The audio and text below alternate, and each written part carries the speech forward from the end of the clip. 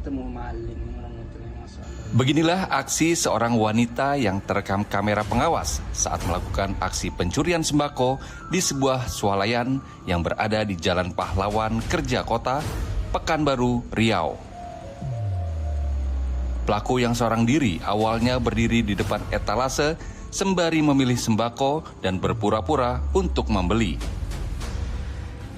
Namun setelah dinilai aman, pelaku kemudian mengambil sembako dan langsung menyembunyikannya di dalam balik kerudung yang digunakannya.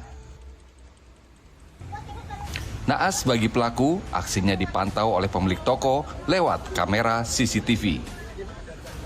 Dan pemilik swalayan pun curiga langsung menangkapnya dan menemukan sejumlah sembako dari balik kerudung yang digunakannya. Pelaku kemudian diserahkan ke pihak kepolisian sektor Bukit Raya untuk dilakukan proses hukum.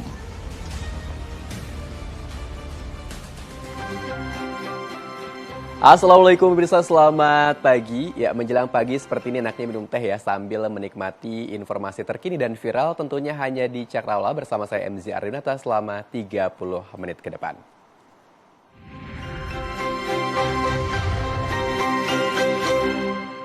Kita ke informasi selanjutnya pemirsa. Ditinggal pergi beribadah, rumah warga di kawasan Keramat Jati, Jakarta Timur dibobol kawanan maling. Tuan rumah sempat syok namun aksi kawanan maling terekam kamera CCTV dan si pemilik rumah berharap maling segera ditangkap. Dari rekaman kamera CCTV, nampak dua orang pelaku tengah berbolak-balik di Jalan Jelita, Kelurahan Tengah, Keramat Jati, Jakarta Timur. Tampak kedua pelaku memantau situasi sebuah rumah yang akan dijadikan sasaran. Saat dirasa aman, salah satu pelaku langsung masuk ke dalam rumah, sedangkan satu lainnya bertugas mengawasi situasi di depan rumah korban. Di dalamnya, pelaku menggasak sejumlah barang berharga berupa cincin emas, 3 jam tangan, dan 1 ponsel. Saat itu penghuni rumah tengah pergi untuk beribadah dan kondisi pemukiman cukup sepi. Korban baru menyadari saat tiba di rumah dan terkejut melihat rumahnya sudah dalam kondisi berantakan. Korban berharap agar kedua pelaku dapat cepat ditangkap. Ya, pencurian pemirsa juga terjadi di rumah warga di kawasan Candi Mendut, Kota Malang, Jawa Timur yang terekam CCTV. Meski korban sempat menutup CCTV rumah korban agar tidak ketahuan, namun sang maling terekam CCTV rumah warga sekitar. Dalam CCTV terlihat pelaku beraksi seorang diri dan mengenakan pakaian serba hitam serta penutup wajah. Pelaku dengan leluasa masuk ke dalam rumah dan menggasak sebuah ponsel. Saat pencuri beraksi, pemilik rumah sedang menunaikan sholat subuh di masjid. Agar aksinya tidak diketahui, pelaku juga sempat menutup kamera CCTV dengan sebuah kain. Namun saat kabur, pelaku sempat melepas pakaian ninjanya di pinggir jalan. Sehingga wajahnya terlihat jelas di CCTV milik warga dan pos keamanan komplek. Saat ini polisi masih memburu pelaku tersebut. Sekarang kita update ke berita tentang Palestina. Pemirsa, pejuang Hamas terus melakukan perlawanan terhadap pasukan Zionis Israel yang ingin memusnahkan warga sipil di Gaza. Semangat itu juga mengalir ke pejuang Hizbullah di Lebanon yang ikut melancarkan serangan terhadap Israel.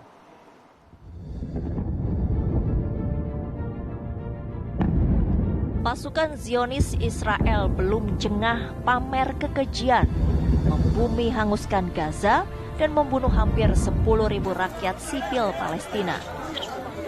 Lebih dari separuh korban jiwa itu adalah anak-anak dan perempuan. Jumlah itu berkali-kali lipat dari korban jiwa yang jatuh di pihak Israel. Kebrutalan Zionis Israel tak menciutkan nyali pejuang Hamas. Memanfaatkan terowongan bawah tanah, Brigade Al-Hossam, begitu pasukan khusus Hamas ini disebut, melancarkan serangan balasan. Pertempuran sengit pejuang Al-Qassam melawan Zionis Israel pun pecah seperti yang terjadi di jalan-jalan Beit Hanun ini. Selain menghancurkan kendaraan-kendaraan Zionis, pejuang Hamas juga terlibat baku tembak dengan militer Israel yang bersembunyi di rumah-rumah kosong warga Palestina. Di lokasi berbeda, pejuang Hamas juga mengklaim berhasil menghancurkan tank kebanggaan Israel.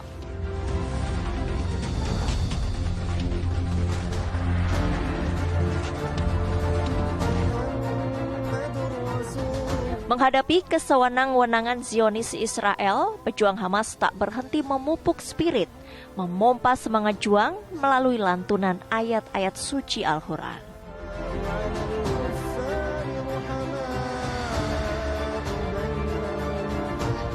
Potret semangat pejuang Hamas juga tercermin di pejuang-pejuang Hezbollah di Lebanon yang ikut membantu melakukan perlawanan terhadap Israel.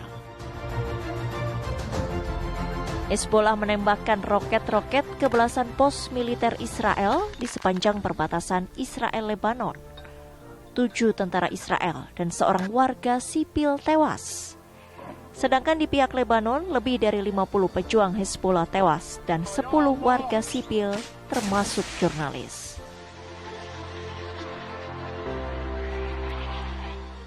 Ya, sementara itu kelompok Hizbullah menembakkan rudal Grad ke Israel dan menewaskan 1 orang. Serangan itu sebagai respons atas serangan drone Israel yang menewaskan 3 anak-anak dan 1 perempuan di Lebanon Selatan.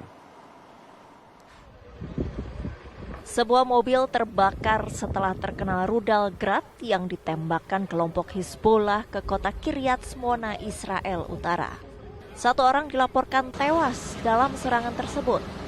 Melalui akun X-nya, juru bicara militer Israel Avichai Adrai memastikan 1 warga Israel tewas akibat serangan itu. Namun ia tidak menyebut identitas korban. Serangan itu dilakukan Hezbollah sebagai respon atas serangan drone Israel sebelumnya yang menyasar sebuah mobil hingga menewaskan 3 anak-anak dan 1 perempuan di Lebanon. Media Lebanon melaporkan 2 mobil sipil yang berisi anggota keluarga, salah satunya adalah jurnalis Lebanon, telah menjadi target serangan udara Israel saat melintasi jalan yang menghubungkan kota Ainata dan Aitarum. Serangan itu menewaskan seorang perempuan dan 3 anak-anak, masing-masing berusia 10, 12, dan 14 tahun. Sementara sejumlah orang lainnya terluka. Seluruh korban merupakan keluarga besar dari Samir Ayub, jurnalis Lebanon. Dan ada video viral di media sosial pemirsa yang memperlihatkan kelompok pejuang Al-Qassam ramai-ramai meletakkan senjata. Ya, mereka melakukan ini bukan karena menyerah, tapi justru untuk membaca Al-Quran. وَأَعِدُّوا لَهُم مَّا اسْتَطَعْتُم مِّن قُوَّةٍ وَمِن رِّبَاطِ الْخَيْلِ. Dalam video terlihat para pejuang Al-Qassam beramai-ramai meletakkan senjata dan membaca Al-Quran dengan penuh penghayatan. Beberapa pejuang di antaranya terlihat pula sedang memberikan setoran hafalan Quran pada salah satu pemimpin kelompok. Diketahui Al-Qassam merupakan bagian dari Hamas yang juga menetapkan standar tinggi untuk merekrut mereka yang ingin menjadi bagian dari pejuang. Di antaranya, para pejuang diwajibkan hafal minimal 15 juz Al-Quran, rutin tahajud, puasa, zikir, serta membaca Al-Quran 1 hari 1 juz.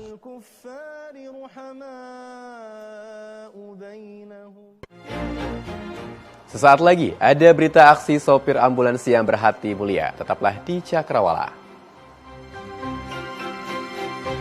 Terima kasih pemirsa, Anda kembali bersama kami masih di Cakrawala. Ya, pemirsa, menuju Pilpres 2024, Ganjar Pranowo terus menggencarkan safari politik ke berbagai daerah. Salah satunya adalah ke Kabupaten Musi Banyuasin, Sumatera Selatan. Sementara itu, safari politik juga ditempuh pasangan Amin untuk mendulang suara. Kemarin, Cawapres Muhaimin Iskandar bertemu dengan kelompok petani di Kabupaten Klaten, Jawa Tengah.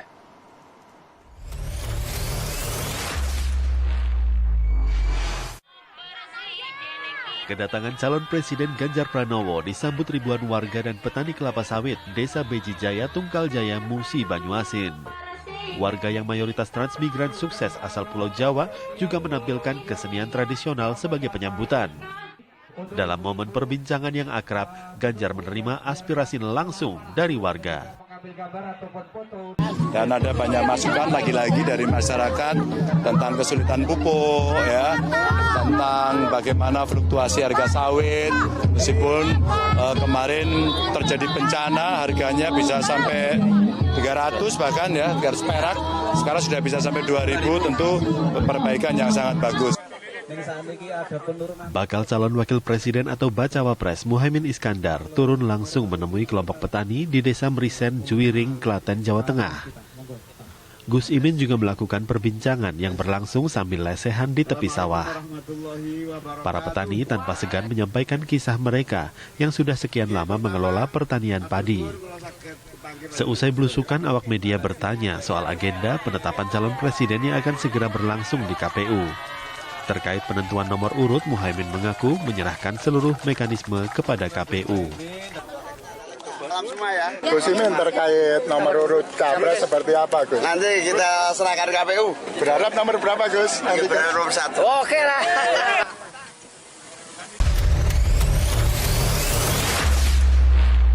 Kita ke informasi lain, pemirsa. Aksi sopir ambulans ini patut diacungi jempol. Karena berkat aksinya, seorang ibu hamil berhasil melahirkan dengan selamat.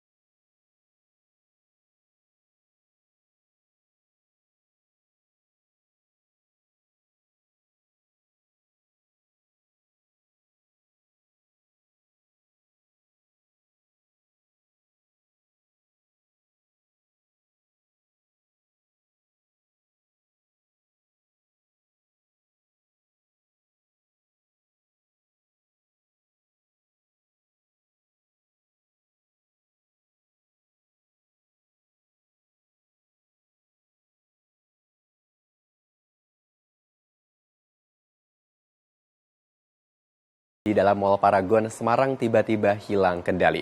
Bahkan mobil itu menabrak pengunjung yang ada di dalam mall tersebut. Diduga staf penjual yang menghidupkan mesin mobil tidak dapat mengemudi. Sebuah mobil yang dipamerkan di Paragon Mall Semarang menabrak pengunjung dan membuat rusak eskalator di mall tersebut. Eskalatornya pecah. Peristiwa ini berawal dari marketing penjual mobil yang melayani calon pembeli menghidupkan mesin, namun dalam kondisi persneling masuk sehingga mobil bergerak dan sempat berputar hingga berjarak 10 meter dari tempat semula. 2 orang pengunjung mal terserempet dan mobil membentur eskalator serta perangkat sound system. Marketing penjual mobil ternyata tidak bisa menyetir hingga insiden ini pun terjadi. Kerusakan di mall sendiri eskalator ya, di eskalator dekat mobil itu diparkirkan, itu di eskalatornya kaca pecah dan lain-lain, kerusakannya di situ, kemudian sempat nyerempet ya, menabrak atau nyerempet beberapa pengunjung di situ. Tidak ada korban luka dalam peristiwa ini, pihak dealer mobil pun telah bertanggung jawab mengganti kerusakan, sementara pihak marketing berinisial MW telah diperiksa di Mapolrestabes Semarang. Ya, pemirsa, seorang pengendara motor tewas seketika akibat tertimpa pohon yang tumbang. Kejadian ini terjadi saat korban melintas di Jalan Cikoneng Girang, Jatiung, Kota Tangerang, Banten.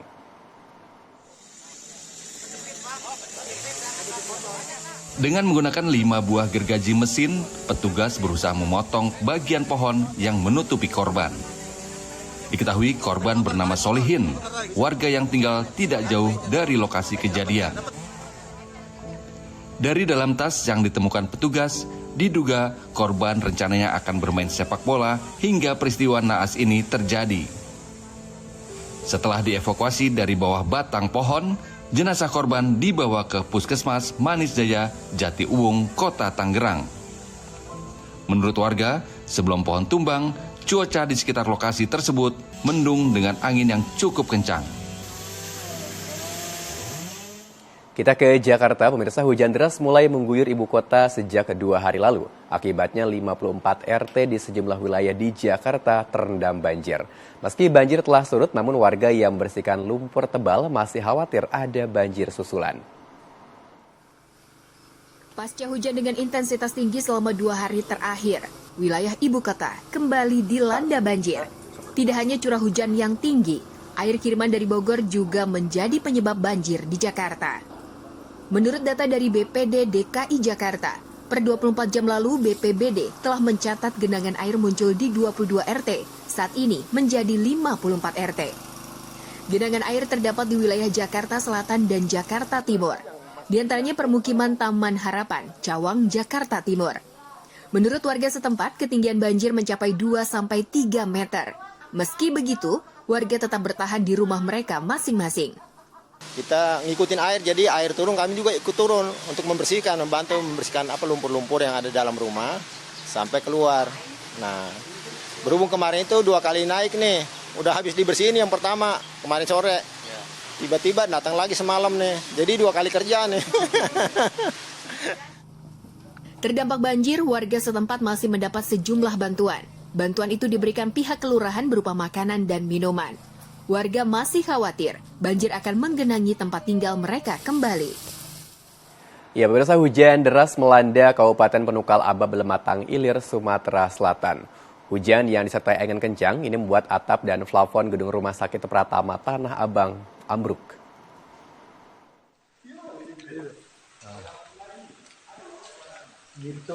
Inilah kondisi atap dan plafon Rumah Sakit Pratama Tanah Abang di Kabupaten Penungkal Abab, Lematang Ilir, Sumatera Selatan yang ambruk saat hujan deras disertai angin kencang mengguyur kawasan tersebut. Tak ada korban jiwa dalam musibah ini, meski sempat terjadi kepanikan tenaga medis dan pasien. Hari ini ada musibah di Rumah Sakit Pratama Tanah Abang. Ada musibah angin puting beliung yang mengakibatkan atap rumah sakit beserta plafonnya ambruk. Ini apa penyebabnya? Kemungkinan kalau dari keterangan dari staf keamanan yang hari ini berdinas, bahwa memang hari ini hujan sangat deras dan angin juga cukup kencang. Saat ini pihak rumah sakit masih membersihkan puing-puing material yang rusak. Meski terjadi insiden ini, aktivitas rumah sakit atau operasional rumah sakit berjalan normal. Kita beralih ke berita cacar monyet. Pemirsa, Stasiun Karantina Pertanian Kota Parepare, Sulawesi Selatan memperketat pemeriksaan dokumen hewan yang masuk melalui Pelabuhan Parepare. Hal ini dilakukan untuk mencegah penyebaran penyakit cacar monyet yang dibawa hewan. Pintu masuk Pelabuhan Parepare dijaga ketat petugas karantina pertanian dibantu sejumlah personil kepolisian. Para penumpang yang membawa hewan diperiksa dokumennya dari daerah asal. Selain hewan peliharaan bawaan penumpang seperti unggas, sasaran pemeriksaan kali ini difokuskan ke hewan pengerat seperti monyet dan tupai yang rentan terjangkit cacar monyet. Namun demikian, petugas tidak menemukan penumpang yang membawa 2 jenis hewan yang rentan membawa virus berbahaya tersebut. Untuk hewan rentan monkeypox yang sudah membawa dokumen dari daerah asalnya akan dilakukan tindakan karantina pengasingan pengamatan di instalasi karantina hewan untuk melihat ada gejala timbulnya gejala monkeypox. Pemeriksaan ketat hewan yang masuk melalui Pelabuhan Parepare akan terus dilakukan tim Stasiun Karantina Pertanian untuk mencegah penyebaran cacar monyet atau monkeypox yang saat ini sudah ditemukan di sejumlah daerah. Polisi terus menelusuri tewasnya seorang mahasiswi perguruan tinggi di Surabaya, Jawa Timur. Misteri mulai terungkap setelah polisi menemukan tabung gas helium dan kertas pesan untuk keluarga. Jenazah mahasiswi kedokteran hewan berusia 21 tahun ditemukan di dalam sebuah mobil yang terparkir di apartemen kosong di wilayah Tambak Oso, Sidoarjo, Jawa Timur. Korban berinisial CA ditemukan dengan posisi duduk di jok belakang kemudi dengan pintu dan kaca mobil semua tertutup.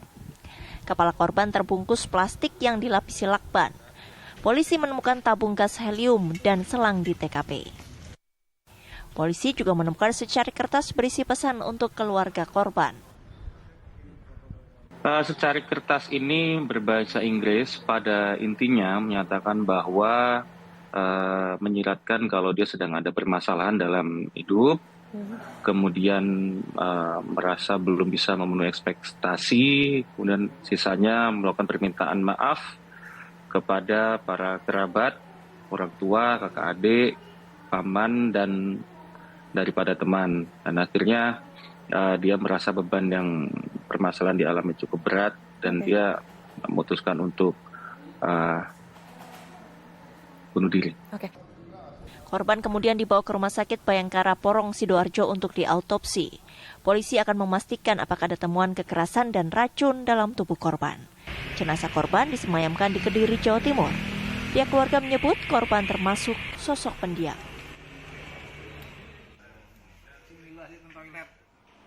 Kita ke informasi olahraga pemirsa. Timnas Indonesia U17 siap tempur dan tak mau malu di depan pendukung sendiri. Sementara itu kedatangan Timnas Uzbekistan menyita perhatian publik sepak bola.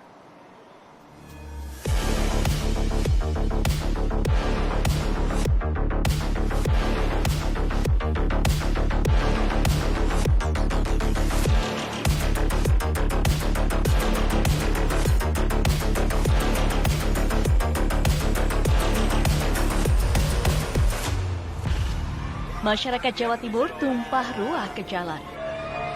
Garuda Muda menuju Stadion Delta Sidoarjo menggelar latihan perdana. Sebelum berlatih, anak-anak muda ini melakukan sholat maghrib berjamaah. Dan beginilah suasana latihan yang dipimpin langsung Bima Sakti.